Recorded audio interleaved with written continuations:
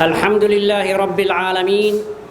والصلاة والسلام على أشرف المرسلين سيدنا محمد وعلى آله وصحبه أجمعين أما بعد أغهرين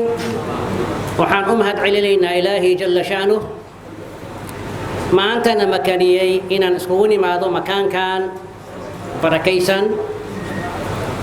أنغو كقيب قلينا مناسبة lagu weynaynayo dhalashadii nabigeena calayhi salaatu wasalaam sida muslimiintuba ay sameeyaan sana walba marka la gaaro bishaan oo la yiraahdo rabiicul awwalka meel walba ay joogaan muslimiinta bilaada islaamiga ah iyo meelaha kale ay u haajireenba ayadoo qasadka iyo ujeedada laga leeyahay ay tahay in lagu shukriyo nicmadan oo weyn oo jasiilada oo ilaahay uu na siiyay oo ah dhalashada nabigeena calayhi salaatu wasalaam taasoo yacni caalamka wax weyn ka bedeshay oo dulumaadkii iyo mugdigii oo kufriga uu ku jiray ka bixisay una bixisay nuurkii iimaanka haddii ilaahay nicmo ku siiyo waxaa loo baahan yahay nicmadaas ilaahay uu ku siiyey inaad ku shukrisid waxaa marka loo samaynayo munaasabadahan qiimaha iyo qaayaha badan wax kale ma ahan waxaa waaye ilaahay ayaa waxaa looga mahad celinayaa nicmadaas ilaahay uuna siiyey sidaad ogtihiin khayr allah idin siiyo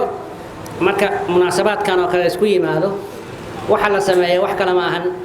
waa in laga sheekeeyo siirada nabiga calayhi salaatu wasalaam inta waqtigu dadka u saamaxayo siirada nabiga waa baaxad weyn tahay maalin iyo ayaam iyo bil iyo bila laguma koobi karo si dadka muslimiinta ay uga faa'iidaystaan maxaa yeelay waa ogtihiin dadka ummaddu kulligood ma ahan xer hartu waa laga yaabaa inay akhristaan siirada nabiga oo kutubada ay akhristaan ayaa laga yaabaa laakiin dadka caamada oo aan akhrisan oo ama aan fursad u helin mawaasimtan oo kale markay yimaadeen fursad ay u tahay waxay dhageysanayaan akhlaaqdii nabiga calayhi salaatu wasalaam juhuudii oo dacwada ku soo bixiyay oo dacwada islaamka يعني جوانب فرا بدن oo waxay dhageysanayaan mucjizaadkiisa dhageysanayaan khasaa'istiisa dhageysanayaan wax badan ay ka kororsanayaan marka waxa ku sugan marka laga soo tago tacliimintaas nabiga calayhi salaatu wasalaam tacliiminaayo ummadana waxa ugu sugan faa'iido weyn xafladahan oo kale marka la sameeyo maxaa yeelay waa ogtihiin waxa la rabaa waxa waay nabiga calayhi salaatu wasalaam inaan jeclaano oo jacaylkiisa wax walba aan ka hormarino nafteena iyo maalkeena iyo ehelkeena aan ka hormarino qofka ma jeclaa kartid hadii aadan aqoonin wax aadan aqoonin lama jeclaa karo laakiin maanta marka laga sheekeeyo oo nabiga calayhi salaatu wasalaam siiradiisii laga sheekeeyo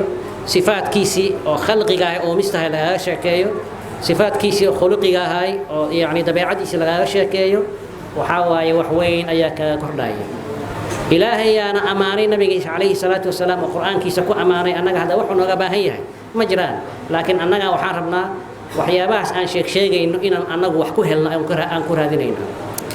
marka khayr allah isiyo ikhwati alkiram maanta falilahi alhamdu xafladan mashaayikh waaweyn oo culimada ugu waaweyn wadankan hadda joogta ayaa noogu xaadira haddii ilaahay yiraahdo ayagoo ka hadli doona مواضيع كلا دوان يكوسف سن سيرة النبي عليه الصلاة والسلام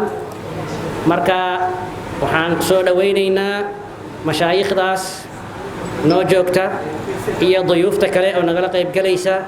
وحان لنا هي أهلا وسهلا ومرحبا مناسبة دينا ونوفر انتهي وبالله التوفيق